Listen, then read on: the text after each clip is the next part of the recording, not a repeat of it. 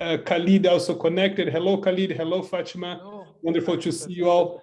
So I'll just do a quick introduction, and then I'll pass to you, Hashim, Elmoubasher, Khalid, and Fatima to explain the program. So as you all know, this is being recorded as well, so we may want it, other participants may watch that. This is a webinar for the group in Qatar, in Doha, Qatar. But although we are going to discuss the program in general. So even though we are going to discuss specific features for the group in Doha, Qatar, but this is also, most of the topics we'll be discussing is common for all the sites. So it's great. As you see, for instance, we had Betania from Brazil connecting as well. But to have it, and we intentionally wanted to bring these webinars as more students we bring it easier, because they can get familiar to the program when it starts. So everyone, with that said, I just wanted to say a few words before passing the microphone. Just a little bit about history as well from of the Qatar site. So Mohamed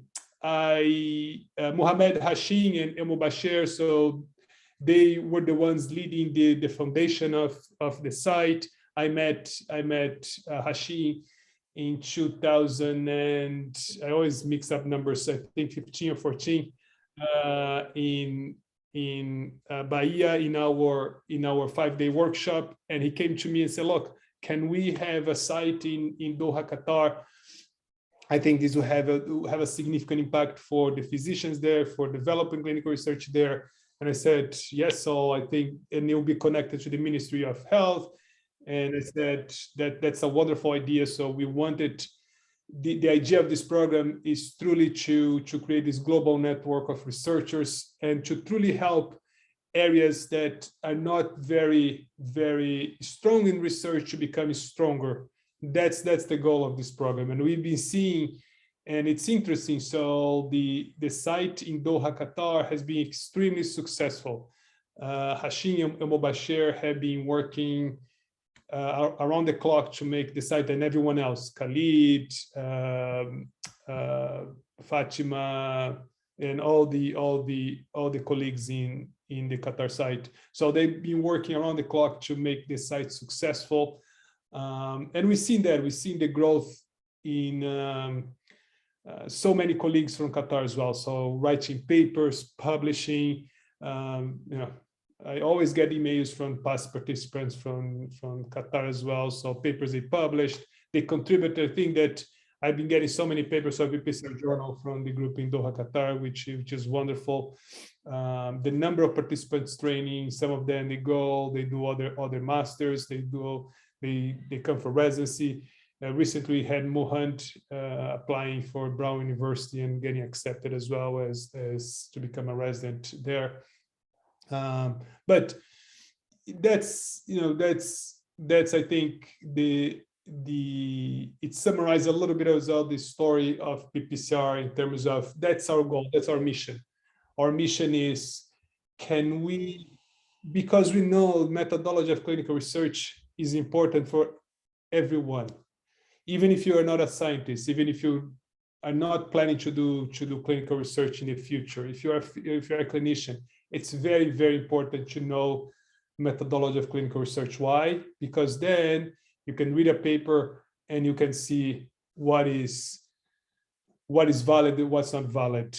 And especially nowadays we have an additional challenge, which is, in a way, internet is wonderful because it helps to promote and disseminate information.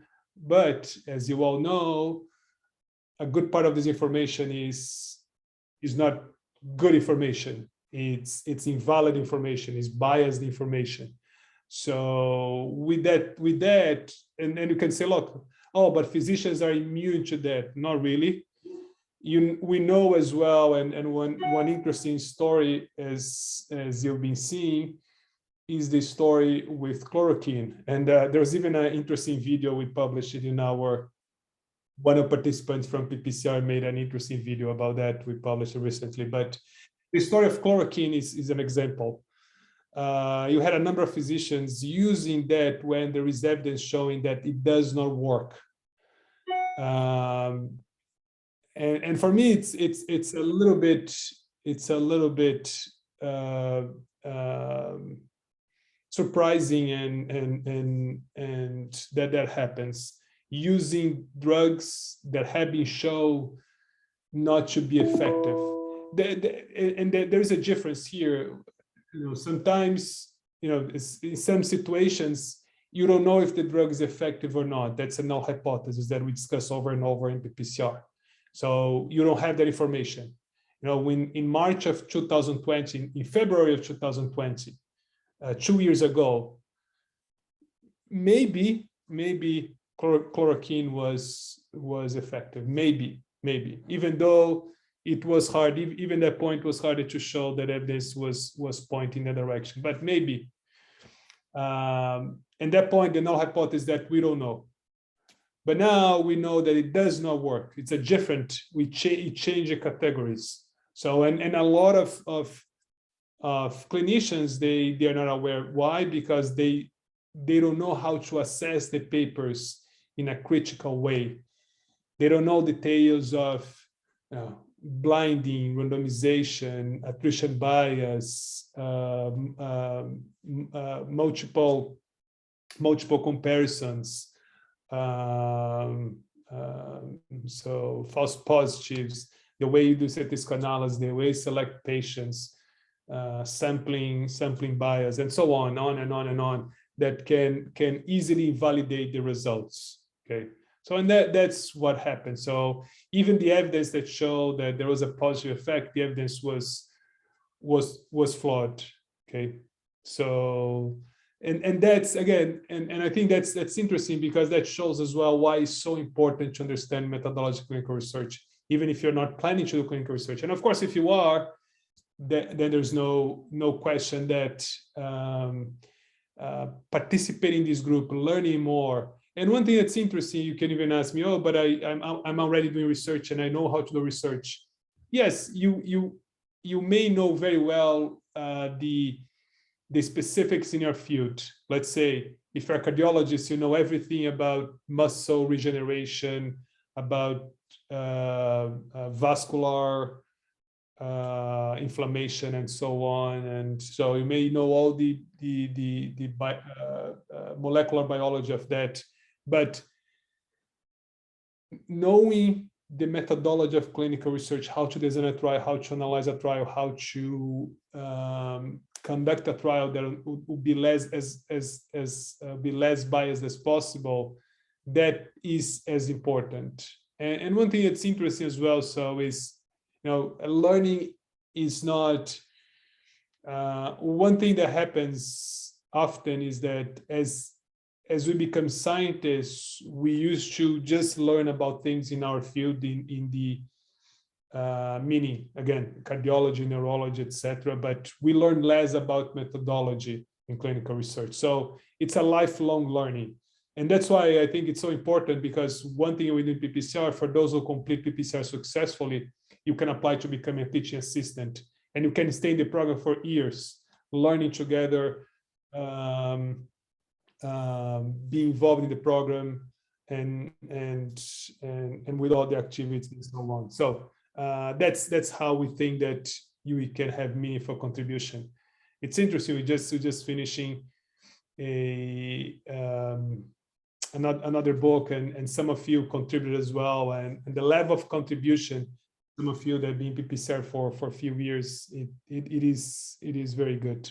Anyway, with that said, I think time to pass to Alma to moderate the session, to explain a little bit about PPCR, about the program, and also our colleagues in Doha, Qatar. We will also discuss about the specifics of the site, and hopefully have some questions. We'll publish that as well. So if you have questions, or for those who are watching later, if you wanted to contact us, please send us an email with more questions. With that, everyone, so welcome everyone to PPCR. Our goal is truly to bring a large number of people so we can connect. learning is about connection. The final thing I'll say is that the learning methodology of PPCR, it's very much different of most of things you've done. You may have done something that's similar to PPCR. That's possible, of course, but I would say most of you will not have experienced that type of methodology, the educational methodology. It's very active. It's based on the student-centered with interaction, collaboration. So that's how learning takes place. Okay, so that's what we've been working, this past 15 years to make sure this program is very, very solid, that you finish the program and you learn well about everything we discuss. Okay. With that said, everyone, I'll pass to Alma to moderate the session. I hope to welcome you all in 2022, which we are now. Happy New Year, by the way, everyone. And I look forward to work with our colleagues in Doha, Qatar.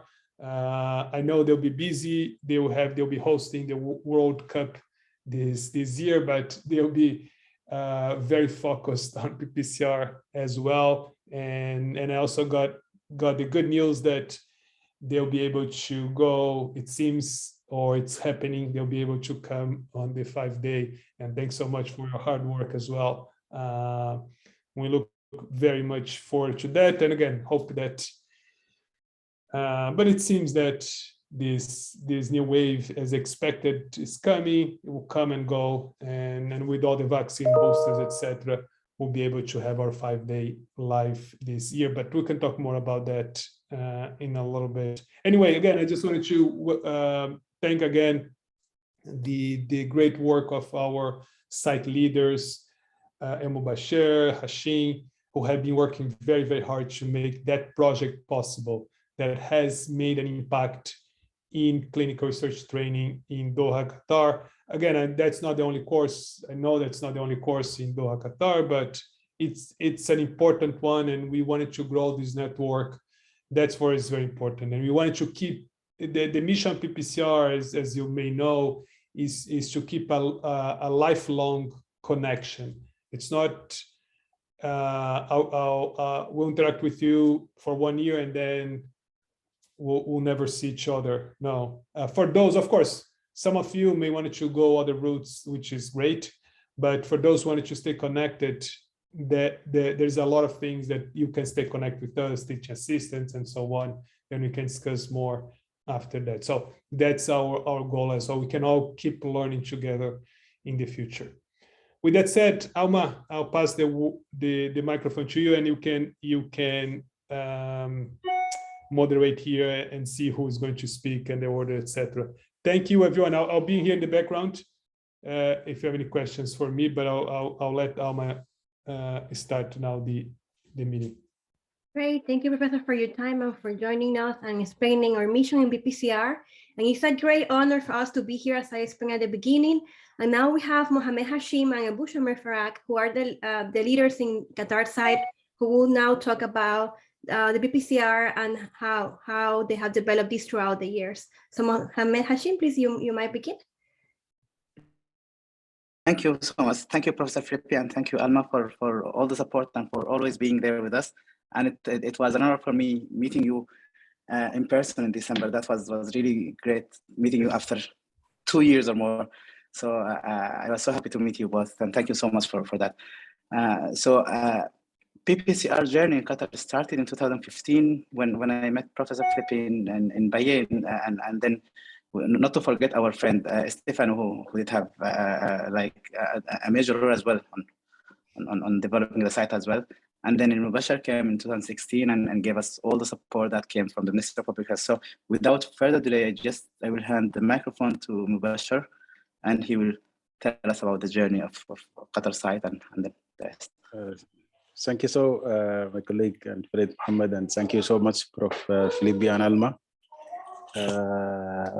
So for you, I guess it is good morning, good evening for the colleague. It is amazing time when we started, when we had a talk, me, Mohammed, and Walid actually. I mean, to start the Qatar site, And because of the inspiration and the leadership of Dr. Mohammed, who is the first, a student, attended the PPCR, and he traveled to lovely Bahia. He enjoyed the ocean there, and he came with full energy to start the program in Qatar. We had a discussion about where to start, and then we had a meeting in my home and in Muhammad's home and in the hospital. During that time, Dr. Walid is not convinced to attend or to be part of the program, but we need to preserve his role because he's the link between all of us, and the initiation is part of the inception of the program. Then we had several meetings, and we decided to be the first batch of the program in the country. All of us, we went through a very hard journey with the responsibilities. I'm taking care of communicable disease programs in the country, and a lot of programs. It was amazing experience. Myself, I'm reflecting on myself. It's totally changed my thinking, my mindset when it came to clinical research, teaching, clinical research management, and the implementation of clinical research. Definitely, this is because of Harvard, but before that, because of Professor Felipe, the way he teaches, the way he convinces, the way he manages, and the way he inspire people to be part of this journey of clinical research. Then we are the first part in the country, and Alhamdulillah, we managed to do well in the course. And after that, we managed to convince the Minister of Public Health officially to be, the hosting of the site. We had a long journey inside the ministry to convince them to have such kind of program, because it's very of its kind in the country to have such kind of huge online undertaking, and they're asking about the management and how the student they will come to the ministry, who will register, who will pay. Then Alhamdulillah, because we have with a good relation with the training department, we need to convene, and then we have the contract. Then the first batch in 2017, we started the first batch, which is really amazing.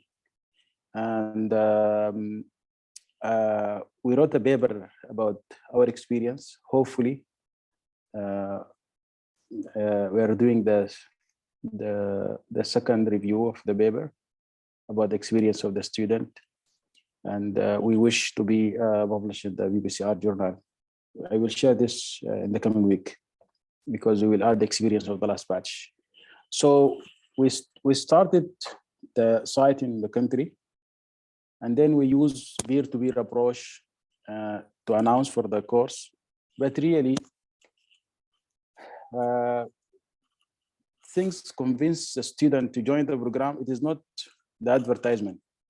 It is the impact and the reflection of those who attended the previous batches. So they managed to convince several people. Today, we will have the good journey of Dr. Daniel. He is like one of the success story in Qatar about changing the mindset when it came to clinical research, education, training, as well as the implementation and the outcome. And we have Marwa, we have Dr. Khalid, so a lot. And we managed to accomplish several, achievement in the country at personal level and at system level. Frankly, most of the research associate right now working, doing clinical research in the country, that the graduates or colleague or friend of those who attended the PPCR courses. A lot of people, they did the master. And the funny things, a lot of people, they applied to our ministry and they mentioned in their CV, they're the graduate of the PPCR. So at personal level, at institutional level, and at country level, let me emphasize at country level, because Qatar, they invested a lot when it came to research, and we have Qatar Foundation. There's a lot of research programs and projects ongoing, because the country, they have what they call it knowledge economy. So they want to transfer from petrol to knowledge kind of, income, and build the evidence-based policies when it came to the development in the country. So we convinced the Minister of Public Health to take care of the program and the site. And part of the student, the IT department in the ministry, they love the course. Sometimes they pay from the pocket to support the IT things. They innovate the security. Currently, they're asking Elmoubasher, why is lovely people doing the PPCR? So the impact, it is on the student, the training, the staff, the one they're managing the training. They love the program, they like it. So it is really the impact of the program in different level.